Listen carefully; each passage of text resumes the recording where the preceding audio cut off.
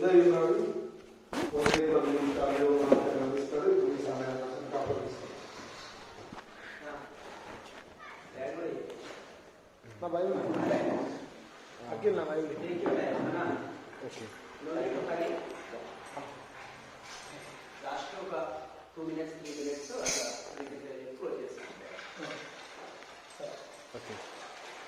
అందరికీ వందనాలు. నా పేరు ఉదయ్. చాలా చిన్నవాడిని. ఒక విధంగా చెప్పాలంటే పాల్ పాస్టర్ అంకుల్ వాళ్ళ శిష్యుడి కొడుకుని నేను 2వ తరం.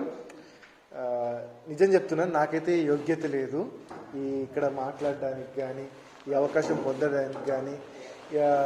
ఈ అవకాశం ఇచ్చిన దేవునికి అలాగే పెద్దలకు అందరికీ వందనాలు. ముందుగా అంశంలోకి వెళ్ళే ముందు అందరికీ మరొకసారి దేవునికి అండ్ అందరికీ వందనాలు. ఈరోజు నేను కొన్ని విషయాలు మాట్లాడదాం అనుకుంటున్నాను. ప్రవక్తల గురించి. ప్రవర్తన కాదు, ప్రవక్తలు, ప్రాఫిట్స్, ప్రవక్తలు గురించి మాట్లాడదాం అనుకుంటున్నాను కొన్ని విషయాలు. అంతకంటే ముందు ఒకసారి చూసినట్టయితే ప్రసంగి గ్రంథము 11వ అధ్యాయము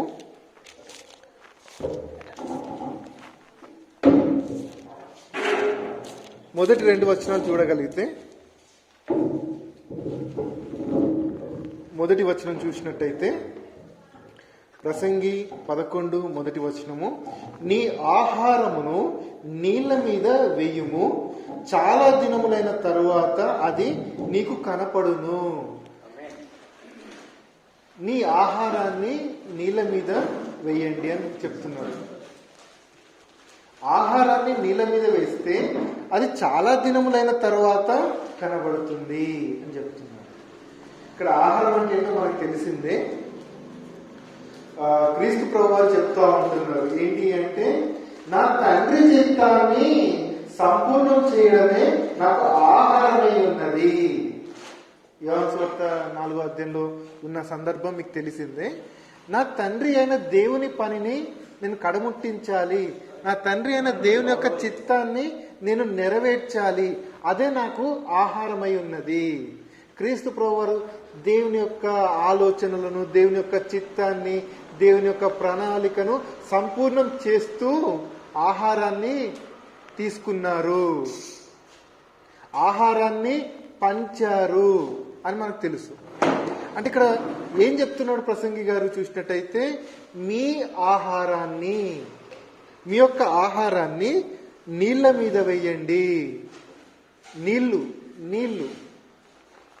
అంటే ఏంటి అని చూస్తే ప్రకటన గ్రంథంలో స్పష్టంగా ఉంది. జనాలకు సూచనగా ఉంది నీళ్లు, వాటర్. ఇక్కడ నీళ్ళు అని చెప్పబడుతున్న మాట నీళ్లు కాదు, జనములు. జలము ఈజ్ ఈక్వల్ టు జనము అని చెప్పబడుతుంది. ప్రకటన గ్రంథంలో స్పష్టంగా ఉంది. అంటే ఒక్కటైతే మనకు అర్థమవుతుంది, దేవుని సంబంధమైన వారు వారి యొక్క ఆహారాన్ని నీళ్ళ మీద లేకపోతే జనముల మీద వెయ్యాలి. ఏదో కాదు, జీవవాక్యాన్ని పంచడమే ఆ పని. జీవవాక్యాన్ని చేత పట్టుకొని వెళ్ళడమే ఆ పని. ఎవరికైతే దేవుని గురించి తెలియదో వారికి తెలియజెప్పడమే ఆ ఆహారము. దాదాపు అందరం అదే బాధ్యతలో ఉన్నాం, అదే పనిలో ఉన్నాం, దాంట్లో ఎలాంటి సందేహం లేదు. కానీ ఈరోజు నేను చెప్పబోతుంది ఒక సందేశంగానే మాత్రం అనుకోకండి, ఒక సలహాని మాత్రమే తీసుకోండి. చిన్న సలహా మాత్రమే, ఈ చిన్నవాడిస్తున్న చిన్న సలహాని మాత్రమే తీసుకోండి. ప్రారంభంలో నేను చెప్పాను, ప్రవక్తల గురించి మనం మాట్లాడుకోబోతున్నాం. ప్రవక్తలు అంటే ఎవరు? ప్రవచించువారు. ఎలా ప్రవచిస్తున్నారు అంటే, పరిశుద్ధాత్మ ప్రేరణ ద్వారా ప్రవచించిన వారే ప్రవక్తలు. నోటికి వచ్చింది మాట్లాడేవారైతే ప్రవక్తలు కాదు.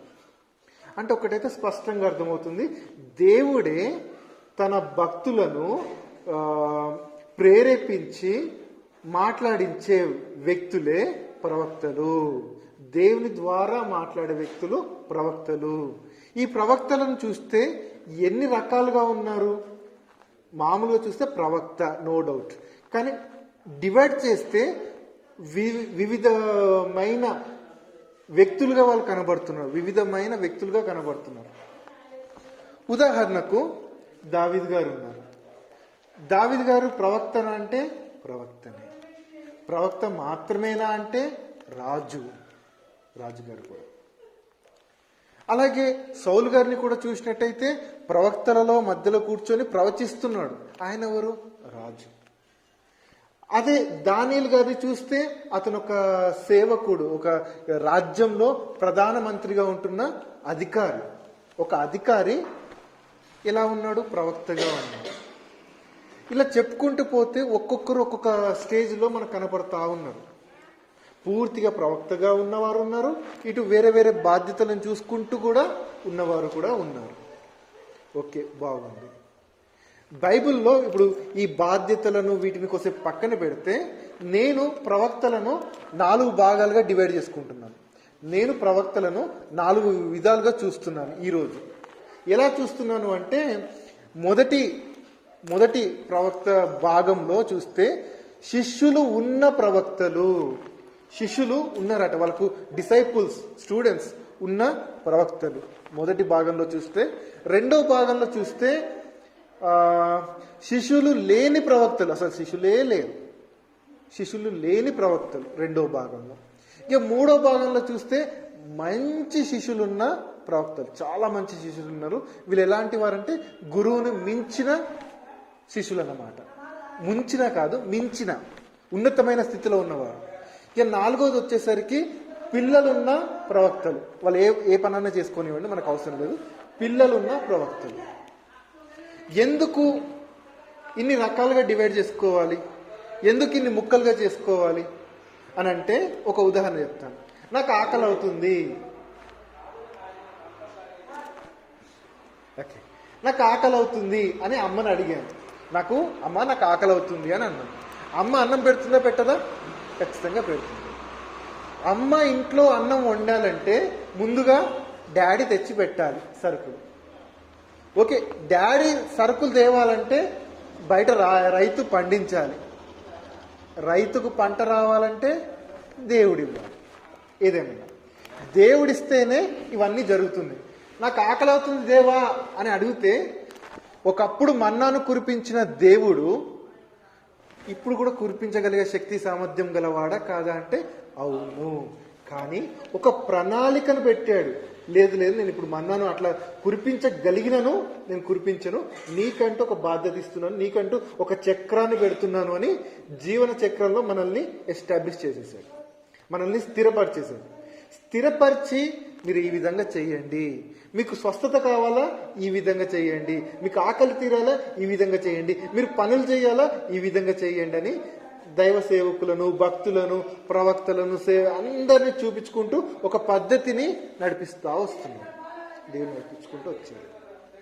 బాగుంది, ఇక్కడ వరకు బాగుంది. మరి ఇప్పుడు ప్రవక్తల గురించి అంతా తెలుసుకోవాల్సినంత ఇంపార్టెంట్ ఏంటి? శిష్యులు లేని ప్రవక్తలట, శిష్యులు ఉన్న ప్రవక్తలట, ఉన్నతమైన శిష్యులు ఉన్న ప్రవక్తలట. ఎందుకు ఇవి తెలుసుకోవాలి అని చూసినట్టయితే ముందుగా శిష్యులు లేని ప్రవక్తలను చూద్దాం. బిలాము గారికి అయితే నేను శిష్యులు ఉన్నట్టు ఎక్కడ గమనించలేదు. నా దృష్టికోణంలో నేను చూసినంత వరకు బిలాము గారికి అయితే ప్రవక్తల్లో ఏ శిష్యులు కనపడట్లేదు. అలాగే రెండో రాజుల్లో కూడా ఒక ప్రవక్త ఉంటాడు, అబద్ధ ప్రవక్త చేత చంపబడతాడు. ఇది దేవుడు ఏం చెప్తా ఉంటాడు, నువ్వు వెళ్ళిన దారిలో వెళ్ళకూడదు, వచ్చి మళ్ళా ఆడ ఎలాంటి భోజనము కూడా చేయడానికి వీల్లేదని చెప్తా ఉంటాడు. ఎక్కడ కనబడుతుంది? రెండో రాజుల గ్రంథంలో 2వ అధ్యాయం 15-16 వచనాల అధ్యాయం మొత్తం చూడొచ్చు. రెండో రాజుల గ్రంథము 2వ అధ్యాయంలో చూసినట్టయితే ఆ సందర్భం కనబడుతుంది. ఆయన కూడా శిష్యులు ఉన్నారా లేదా అని చూస్తే ఒక స్పష్టత లేదు, కాకపోతే శిష్యులు లేనట్టుగానే కనబడుతుంది అక్కడ కూడా. ఒక బిలాముని అలాగే ఈ 2వ అధ్యాయంలో, 2వ రాజులు 2వ అధ్యాయంలో చెప్పబడుతున్న ఈ ప్రవక్తను చూస్తే ఒంటరిగా ఉన్నట్టుగా కనబడుతుంది. బిలాము ఏం చేశాడో తెలుసు. చివరికి ఎవరి చేతిలో చంపబడ్డాడు అంటే ఆ ఇజ్రాయేలీల చేతిలోనే చంపబడ్డాడు. ఎందుకు? దేవునికి అవిధేయత చూపించడం ద్వారా. ఇంకొంచెం ముందుకెళ్ళినట్టయితే నూతన నిబంధనలో బిలాముకి ఇస్తున్న మాట సోదిగాడు. ప్రవక్త కాస్త తర్వాత సోదిగాడుగా ఎస్టాబ్లిష్ అయ్యాడు, మార్పు పొందాడు. అంటే దేవుని నుంచి తృణీకరింపబడిన వ్యక్తిగా కనబడుతున్నాడు. ఇక రెండో వ్యక్తి సంగతి చూస్తే ఆన్ ద స్పాట్ చంపబడిన వ్యక్తిగా కనబడుతున్నాడు. దేవుడే సింహాన్ని పంపించి చీల్చి వేశాడు. ఆ సింహం అతని మాంసాన్ని కూడా ముట్టుకోలేదు, తినలేదు. అంటే ఎంత పరిస్థితి, నడి రోడ్డు మీద చనిపోయిన వ్యక్తిగా కనబడుతున్నాడు. శిష్యులు లేని ప్రవక్త వీళ్ళిద్దరు. ఇక రెండో టీంలోకి వచ్చినట్టయితే, రెండో బ్యాచ్లోకి వచ్చినట్టయితే శిష్యులున్న ప్రవక్తలు మోషే దగ్గర నుంచి ప్రారంభించుకుంటే, మోషేకి యెహోషువ లాంటి మంచి భక్తుడు ఉన్నాడు, సేవకుడు ఉన్నాడు. ఏలియాకు ఎలిషా లాంటి వాళ్ళు ఉన్నారు. ఎలిషాకు మంచోడు లేకపోయినా ఒకడైతే ఉన్నాడు, గెహేజీ అనుకుంటా. ఇలా చెప్పుకుంటూ పోతే చాలా మంది కనపడతా ఉన్నారు. శిష్యులు ఉన్న ప్రవక్తలు. ఏలియానేమో ఎలిషాను మంచిగా తీర్చిదిద్ది నిలబెట్టిన సందర్భాన్ని కూడా మనం చూస్తున్నాం. క్రీస్తు ప్రభు వారు అపోస్తులను నిలబెట్టిన సందర్భాన్ని కూడా మనం చూస్తున్నాం. శిష్యులు ఉన్న ప్రవక్తలుగా మనం చూస్తున్నాం. యేసయ్య ప్రవక్త కూడా అనే సంగతి మనకు తెలుసు. ఇక మూడో భాగానికి వస్తే, ప్రవక్తను మించిన ప్రవక్త, శిష్యుడైన ప్రవక్త. ఇది మనకు చాలా ఇంపార్టెంట్. ఇంతకు ముందు మాట్లాడుతూ దావీదు గారి గురించిను సౌలు గారి గురించి గుర్తు చేశాను. ఒక్కసారి ఆలోచిస్తే సౌలును కాపాడుకున్న శిష్యుడు అనుకోవచ్చు. సౌలు గారు ప్రవక్తనే, దావీదు గారు ప్రవక్తనే. దీంట్లో ఎలాంటి సందేహం లేదు. ఏమైనా సందేహం అయితే మనకు లేదు కదా, లేదు. కాబట్టి ఒకసారి ఆలోచించుకుందాం. సౌలు గారు మార్గము తప్పి తిరుగుతున్నప్పుడు, సౌలు గారు తన మనసును, దేవుణ్ణి కాదు, తన మనసును, తన ఆలోచనను హెచ్చుగా చూసుకుంటూ దారి తప్పి వెళ్ళిపోతున్నాడు. దేవునికి విరుద్ధంగా నడుస్తున్న సమయాన్న దేవుడే దావీదు గారిని అక్కడ ఉంచిన తర్వాత కూడా ఆ దావీదు సౌలు గారికి సేవ చేసుకుంటూ వస్తున్నారు. సౌలు గారికి సేవ చేసుకుంటూ వెళ్తున్న టైంలో దావీదు గారిని చంపాలనే ఆలోచన సౌలు గారిలో పుట్టింది. దావీదు గారిని చంపాలనే ఆలోచన సౌలు గారిలో పుట్టడం జరిగింది. ఆ పని చేసుకుంటూ వెళ్ళిపోతూనే ఉన్నాడు. అలాంటి సమయాన మారు మనసు లేని ఈ సౌలు చనిపోయి ఉంటే అతని పరిస్థితి ఏమో ఖచ్చితంగా నరకానికి దారి తీసేది. కానీ ఈ మంచి శిష్యుడు ఏం చేశాడంటే, ఈ మంచి శిష్యుడు నా మాస్టర్ని, దేవుని చేత అభిషేకం పొందిన నా యజమానిని నేను కాపాడుకోవాలి. మంచి శిష్యుడు ఏం చేశాడు, కాపాడుకోవాలని పరితపించి దేవుడే అవకాశం ఇచ్చాడు దావీదుకి. సౌలుని చంపుతావా, చంపు, వెళ్ళు అని అవకాశం ఇస్తే దావీదు ఏం చేశాడో నాకు తెలుసు.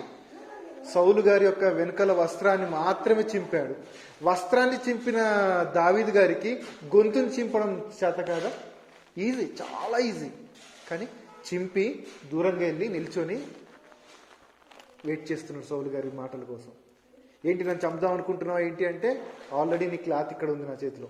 అంటే దేవుడు నాకు పర్మిషన్ ఇచ్చాడు. పర్మిషన్ ఇచ్చినా కూడా నేను మిమ్మల్ని ఏం చేయలేదు. మీరంటే నాకు అభిమానం, దేవుని పట్ల నాకున్న భయభక్తులను బట్టి మిమ్మల్ని నేను ఇంకా ప్రేమిస్తున్నాను అనే విషయాలను చెప్పేసరికి, నేను చంపాలనుకుంటున్న వ్యక్తికి నేను దొరికినా నన్ను ఏ హాని చేయలేదు. ఇంతకంటే మంచి మరొకటి ఉండదు. ఈ సమయం కాకపోతే ఇంకా మరో రోజంటూ రక్షణకు దారి తీయదు, లేదు అనుకొని వెంటనే ప్రాయశ్చిత్తం పొందుతాడు, క్షమాపణ కోరుకుంటాడు. దేవుణ్ణి కోరుకోవడం జరిగింది. ఆ తర్వాత ఫిలిస్తీన్ల చేతిలో చనిపోవడం జరిగింది. కానీ గ్రంథంలో చూస్తే మాత్రం సౌలు గారి గురించి చూస్తే, దేవుడు సౌలును స్వీకరించినట్టు, దేవుడు సౌలుని తన రాజ్యంలో చేర్చుకున్నట్టు మనకు కనపడతా ఉంటుంది. సౌలు ఎముకలను భద్రపరిచేంత వరకు ఆ ఇజ్రాయేలులకు ఒక శాంతి రాదు. అంటే ఏంటి, సౌలును కూడా నేను స్వీకరించాను, సౌలును మీరు తోసివేయడానికి లేదు. సమూయేలు ప్రవక్త గారు ఏమంటారంటే, నీవు రేపు మాతో ఉంటావు. ఆ కన్నపిచ్చాల్సిన సందర్భంలో సమయంలో 2 సమయంలో 28వ అధ్యాయంలో మనకు కనపడతా ఉంటుంది. ఆడ ఏమంటుంటది, ఇక్కడ సమూయేలు గారు మాట్లాడుతూ రేపు నువ్వు నా దగ్గర ఉంటావు. సమూయేలు గారు ఎక్కడున్నారు? పరదేశులు. ఆ పరదేశంలో నువ్వు కూడా ఉంటావు అంటే అర్థం ఏంటి? అప్పటికే ఆయన మారు మనసు పొందాడు. ఆ కన్నపి చర్చ్ సందర్భంలో ఆ సమూయేలు గారు అన్న మాటల్లో మనకు స్పష్టత దొరుకుతా ఉంది. అంటే సౌలు గారిని కాపాడుకున్న శిష్యునిగా మనం చూస్తున్నాం. అంటే గురువుని కాపాడుకున్న శిష్యుడు, గురువు కంటే 2 అంతలు పనిచేస్తున్న శిష్యుని మనం చూస్తున్నాం. ఆ లెక్కను చూస్తే క్రీస్తు ప్రభు వారు కూడా ఏమన్నారు అపోస్తులతోటి? మీరు నాకంటే ఎక్కువ చేస్తారు క్రియలు, నేను చేసిన దానికి 2 అంతలు చేస్తారు మీరు క్రియలు అని చెప్పారు. చేశారా లేదా? చేశారు. ఒకటే రోజున 3000 మందిని 5000 మందిని రక్షించడం అది చిన్న విషయమా? కాదు. ఎన్నో అద్భుతాలు చేశారు. చనిపోయిన వాళ్ళని కూడా లేపారు. మంచి శిష్యులను పొందుకుంటే, మంచి శిష్యులు ఉంటే ఏం జరుగుతుంది? విస్తారమైన సేవ జరుగుతుంది. ఏలియా ఉన్నాడు. మళ్ళీ పాత నిబంధనలకు వెళ్తే ఏలియా ఉన్నాడు. ఏం చేశాడు? ఎలీషాను స్థిరపరిచాడు. ఎలీషా స్థిరపడిన తర్వాత ఏలియా గారు 7 సూచక్రియలు చేస్తే ఎలీషా గారు 14 సూచక్రియలు చేశారు. అంటే అర్థం ఏంటి? నువ్వు శిష్యుణ్ణి ఎస్టాబ్లిష్ చేస్తే నీవు చేయాలనుకుంటున్న సేవ 2 శిష్యుని ద్వారా జరుగుతుంది. నేను జనగాంలో మన నరసింగరావు అంకుల్ కానీ, ఫిలిప్ అంకుల్ కాదు, ఫ్రాన్సిస్ అంకుల్ కానీ, మోసెస్ అంకుల్ కానీ వీరి యొక్క చూసినట్టయితే శాంత ఆంటీ అని ఒక అమ్మ ద్వారా రక్షణలోకి వచ్చారు. అమ్మ ఏం పాస్టర్ అమ్మ కాదు, మామూలు బిలీవర్. కానీ ఆ అమ్మ ద్వారా 3 రక్షింపబడితే సేవ ఎంత బాగా జరుగుతుంది. అంటే ఇలా చెప్పుకుంటూ పోతే శిష్యులను తయారు చేస్తే ఏం జరుగుతుంది, శిష్యులు ఉంటే ఏం జరుగుతుంది. క్రీస్తు ప్రభు వారు కూడా చెప్తున్న మాట మత్తయి సువార్త 28వ అధ్యాయం 19వ వచనంలో, సర్వ సృష్టికి వెళ్ళి ఏం చేయాలి? శిష్యులను చేయండి. శిష్యులను చెప్పుకుంటూ తర్వాత అన్న మాట, ఎవరైతే విశ్వసిస్తున్నారో వారికి తండ్రి నామమున, యేసునామమున, పరిశుద్ధాత్మ నామమున బ్యాప్టిజం ఇచ్చుకుంటూ వెళ్ళిపోండి, యుగ యుగములు మీతోనే ఉంటాను అని చెప్పుకుంటూ వచ్చారు. అంత బాగానే ఉంది. ఎందుకు మనకు శిష్యులు? ప్రశ్న. నేను ఒక్కరిని పనిచేస్తున్నాగా, ప్రశ్న నాకు నేను వేసుకుంటున్నా. నేను ఒక్కరిని పనిచేస్తే సరిపోతుంది కదా.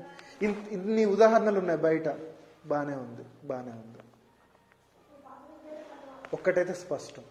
ఒక బిలామును చూసినప్పుడు ఇంకొక పేరు రాయబడని ఆ ప్రవక్తను 2 రాజులు 2వ అధ్యాయంలో చూసినప్పుడు, మరికొందరిని సౌలు లాంటి రాజైనా కూడా ప్రవక్తను చూసినప్పుడు, ఇలాంటి వారిని చూస్తే మనకు అనిపించేది, దావీద్ గారిని చూసినప్పుడు కూడా ఒక సందర్భంలో పడిపోయారు. వీళ్ళందరినీ చూసినప్పుడు మనకు ఒక ప్రశ్న వస్తుంది, వీళ్ళందరూ మనుషులే. బైబిల్లో చెప్పబడుతున్న ఈ ప్రవక్తలందరూ, ఈ సేవకులందరూ మనుషులు ఏమయ్యారు? పడిపోవడానికి అవకాశం ఉంది. ఒక్కసారి ఇదొక్క వచనం చదువుదాము. గలతీలకు రాసిన పత్రిక 6వ అధ్యాయము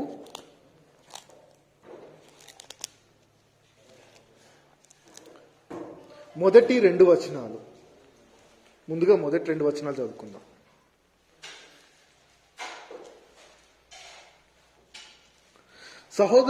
సహోదరులారా, ఒకడు ఏ తప్పిదములోనైనను చిక్కుకొని ఎడలా ఆత్మ సంబంధులైన మీలో ప్రతి వాడు తానును శోధింపబడుతునేమో అని తన విషయమై చూచుకొనుచు సాత్వికమైన మనసుతో అట్టి వానిని మంచి దారిలోనికి తీసుకురావాలి. దావీద్ గారు చేసింది అదే పని. దావీద్ గారు అదే పని చేశారు. అపోస్తులైన పౌలు గారు దేవునిలోకి వచ్చారు. కొన్ని పరిస్థితుల ప్రభావం వల్ల పౌలు గారు తన ఊరైన తార్సుకి వెళ్ళిపోయాడు. మరి అక్కడ సేవ చేస్తున్నాడంటే సేవనే జరిగిస్తున్నట్టున్నారు. అయినా సరే బర్నబా వెతుక్కుంటూ కనుగొని మళ్ళా సేవలోకి దింపిన తర్వాత పౌలు గారి 4 ప్రయాణాలు, అఫీషియల్గా 3 ప్రయాణాలు, 4వ ప్రయాణంలో ఆయన మరణం కూడా జరుగుతూ ఉంటుంది. అంటే చూస్తే పౌలుని అందరూ తృణీకరిస్తున్న సమయాన బర్నబా గారు ఏం చేశారు? పట్టుకున్నారు. పట్టుకొని స్థిరపరిస్తే సేవ రెండంతలు జరిగింది. ఒకవేళ బర్నబా కూడా అలాంటి పరిస్థితి వస్తే, మనకు మాట తెలుసు, మీరు ఏమి విత్తుతారో అదే పంటను కోస్తారు. పడిపోతున్న వ్యక్తి గురించి మనం చూస్తున్నాం, పడతాడులే పడ్డాడులే అని తృణీకరించుకుంటూ మనం ఉన్నచో ఒకరోజు మనకు కూడా అలాంటి రాకూడదు. ఒకవేళ వస్తే మనకు నిరీక్షణ, మనకు ఒక ఆధారం ఎవరు? చీకట్లో ఉన్న వ్యక్తికి వెలుగునివ్వాలి. వెలుగునివ్వాలంటే ఫస్ట్ మనం వెలుగులో ఉండాలి. మనం ఎప్పుడైతే వెలుగులో ఉన్నామో ఆ వెలుగును పంచితేనే కదా ఒకవేళ రేపు మనం చీకట్లో వెళ్ళినప్పుడు చీకట్లో పడుతున్న సమయాన ఆపడానికి ఛాన్స్ ఉంటుంది, మళ్ళీ వెలుగులోనికి తీసుకురావడానికి ఛాన్స్ ఉంటుంది. అదే విషయం చెప్తున్నాడు. ఏమంటున్నాడు? మీరును తానును శోధింపబడుతురేమో అని తన విషయమై చూచుకొనుచు సాత్వికమైన మనసుతో అట్టి వారిని, దారి తప్పుతున్న వారిని లేకపోతే బలహీనులైన వారిని మంచి దారిలోనికి తీసుకురావాలను అని చెప్పుకుంటూ 2వ వచనం, ఒకని భారములను ఒకరు భరించి ఈలాగు క్రీస్తు నియమమును పూర్తి చేయాలి, సంపూర్ణం చేసి నెరవేర్చాలి. క్రీస్తు నియమాన్ని నెరవేర్చాలి. క్రీస్తు ప్రభు వారిని చూస్తే ఏ సందర్భంలో చూసినా సరే, యాకోబు బావి దగ్గర చూసామా, ఆ స్త్రీ ద్వారా అనేకులను, తృణీకరింపబడుతున్న స్త్రీని ఎంచుకున్నాడు. జక్కయ్య గారిన తృణీకరింపబడుతున్న వ్యక్తిని స్వీకరించాడు. వ్యభిచారం పట్టబడిన స్త్రీన తృణీకరింపబడుతున్న ఆమెను పట్టుకుని లేపాడు. మరి ఇంకొక స్త్రీ రక్తస్రావం ద్వారా బాధపడుతున్న స్త్రీన తృణీకరింపబడుతున్న ఆమెను లేపాడు. చివరికి చూస్తే క్రీస్తు వారు చనిపోయి తిరిగి లేచిన తర్వాత ప్రార్థనలో వాళ్ళే ముందుంటున్నారు. క్రీస్తు ప్రభు వారు వెలుగు, ఆ వెలుగును అందరికీ ప్రసరింపజేశారు, వారిని కూడా వెలిగింపజేశారు.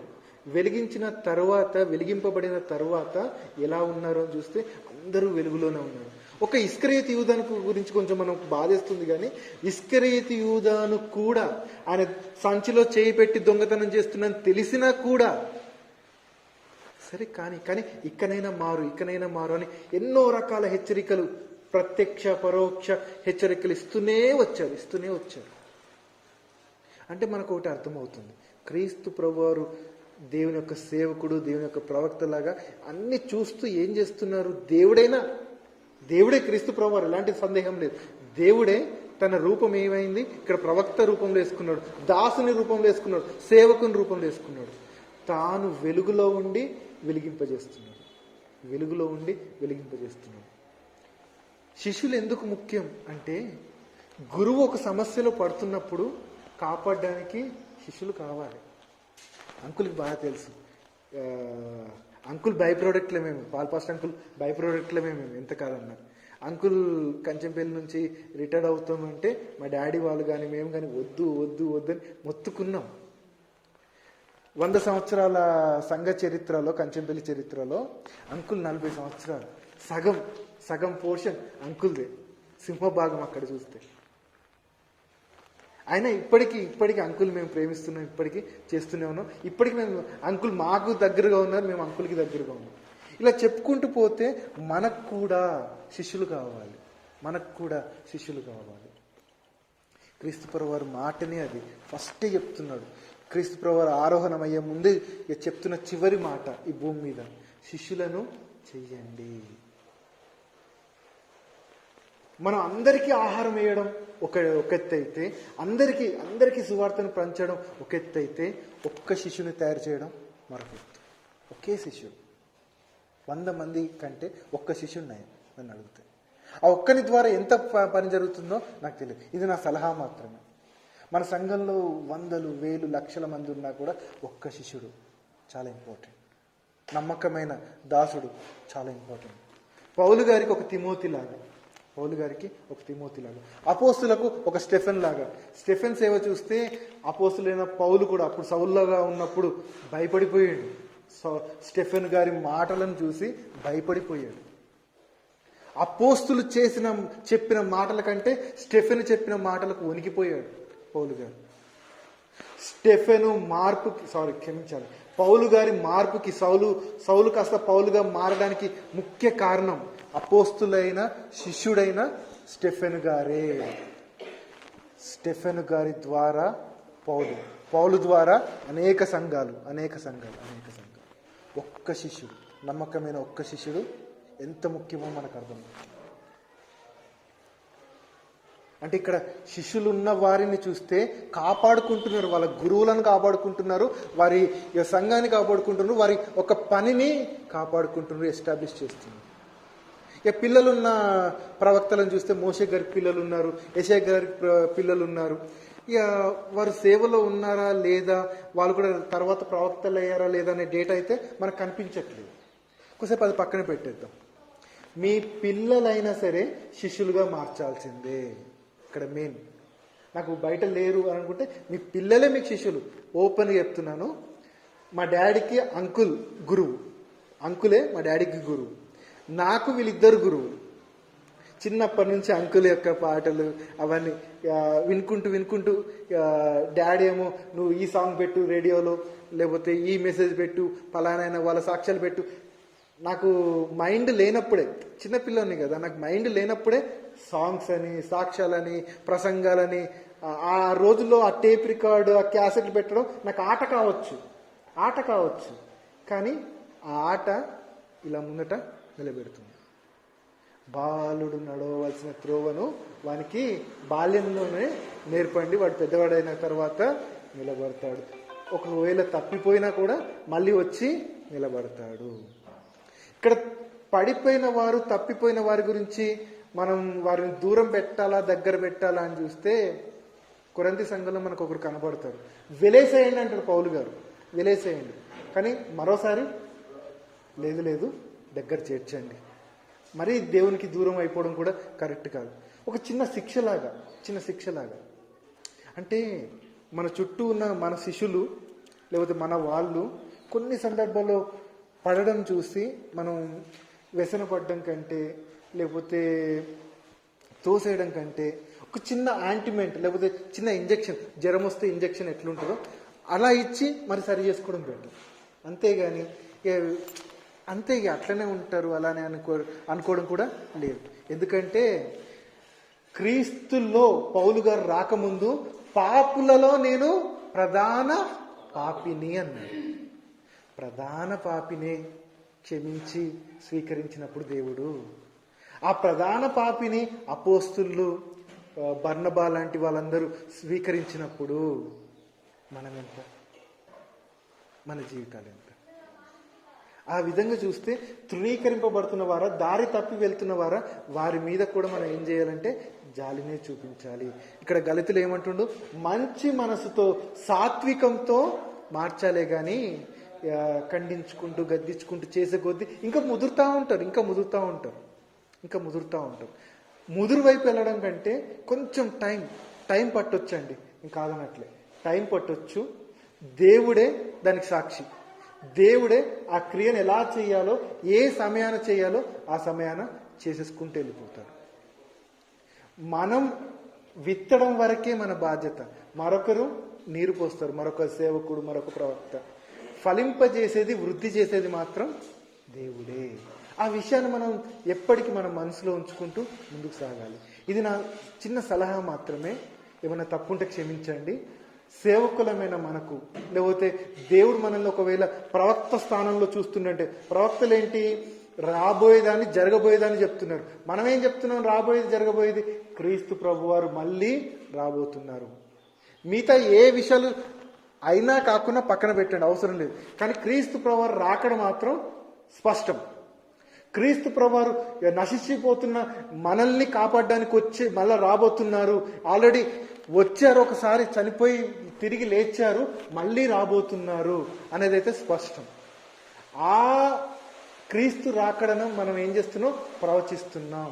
కాబట్టి ఒక విధంగా చూస్తే మనం కూడా ప్రవక్తల స్థానంలోనే ఉన్నాము. ఒకవేళ ఏలియా ఉన్నామా, ఎలీషాను రెడీ చేసుకోవాలి. పౌలులా ఉన్నామా, తిమోతి లాంటి వాళ్ళని రెడీ చేసుకోవాలి. ఒకవేళ క్రీస్తు ప్రభు వారు మనకు అంత ధన్యత ఇస్తే అట్లాంటి 12 మందినా 70 మందినా ఎంతమందినా అంతమందిని శిష్యులుగా తయారు చేయాలి. ఆ శిష్యరికపు బాధ్యతలు మనకి ఇస్తున్నారు. మనం వారికి ఏమంటారు, ఆత్మ సంబంధమైన ఆహారం ద్వారా పోషించాలి, వారికి నిలబెట్టాలని కోరుకుంటూ ముగిస్తున్నాను. చిన్న ప్రార్థన చేసుకుందాం. పరిశుద్ధుడా పరిశుద్ధుడా పరిశుద్ధుడా పరలోకమందున మా తండ్రి, స్తోత్రమే. మీ చిత్తం గురించి తెలుసుకోటకు ఇచ్చిన గొప్ప తరుణానికి స్తోత్రం తండ్రి. మీ యొక్క కృపలో, మీ యొక్క శిష్యరికంలో మేము వెళ్ళులాగిన కృప చూపించండి తండ్రి. ప్రతి ఒక్కరూ మీ యొక్క బాధ్యతలను కొనసాగించేలాగిన కృప చూపించండి తండ్రి. క్రీస్తు ప్రభువు వారు మీ పనిని ఎలాగైతే కడుముట్టించి మీ ఆహారాన్ని భుజించారు, అలాంటి ఆహారాన్ని మాకు కూడా ప్రసాదించండి తండ్రి. అలాంటి ఆహారం భుజించుటకు మాకు ధన్యతను, అవకాశాలను మాకు ప్రసాదించండి తండ్రి. ఏదేమైనా సరే తండ్రి, మీలో ఫలించులాగా కృప చూపించండి తండ్రి. విత్తబడుతున్న ప్రతి మాటను మా హృదయంలో భద్రపరుచుకొని ఫలించులాగా కృప చూపించండి తండ్రి. ఏదైనా లోపాలు ఉంటే, ఏదైనా పొరపాట్లు ఉంటే మమ్మలను మేము సరి చేసుకొని మీలో సంపూర్ణులుగా అవుటకు కృప చూపించండి తండ్రి. మాకు కావాల్సిన ప్రతి విధమైన సహాయం తండ్రి, ఆర్థికపరమైన సహాయం కానీ, ఆత్మీయపరమైన సహాయం కానీ తండ్రి, ఇతర సహాయాలు కానీ తండ్రి, ఏదేమైనా సరే తండ్రి, మీరే మీ చిత్తానుసారంగా మాకు ప్రసాదించండి తండ్రి. మా హృదయంలో ఉంటున్న ఆ చీకటి కానీ, ఆ బలహీనతలను కానీ సంపూర్ణంగా మీ యొక్క ఆత్మశక్తి ద్వారా వాటికి దూరం చేసుకొని మీలో ఫలించు భాగ్యాన్ని మాకు ఇవ్వండి తండ్రి. ఏదేమైనా సరే తండ్రి, మీతో అంటుకట్టుబడి మీతో జీవించలాగిన కృప చూపించండి తండ్రి. క్రీస్తు ప్రభు వారి శరీరంలో సాటి అవయవములుగా మా అందరినీ రూపాంతరం చెందించమని కోరుకుంటూ యేసుక్రీస్తు ప్రభు వారి నామంలో ప్రార్థించి వేడుకుంటున్నాం తండ్రి. హల్లెలూయా.